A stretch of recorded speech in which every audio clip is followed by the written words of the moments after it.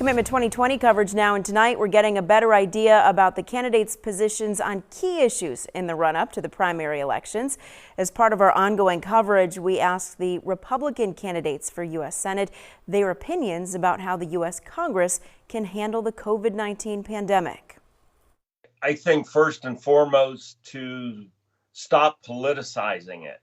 It is far too politicized in Congress, and no matter what the president does, the left criticizes him.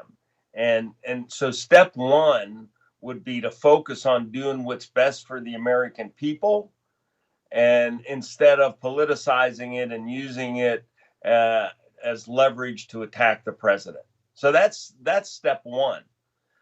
Then I think secondly is to be conscientious and wise and exercise good judgment in where money is needed and when it is needed somewhere.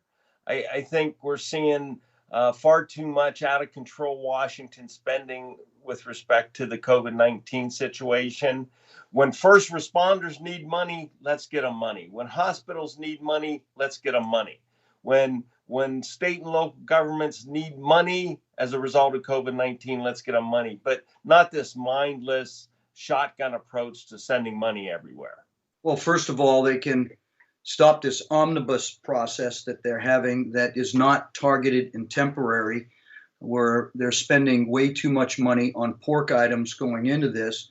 They can work a lot closer together to benefit the people of America, and particularly in New Hampshire. They can lessen the bureaucratic hurdles that people have to go through in order to be able to apply for assistance, financial assistance during this. First, and then the next thing we need to do is we need to open up our country. We need to open up our state. We need to get people back to work. We need to trust our businesses. We need to trust people to wash their hands, to social distance, to do these things that not only protect against COVID, but will protect against the common cold, protect against the flu, protect against anything else that comes out. There's another virus, we don't know what it is, right around the corner.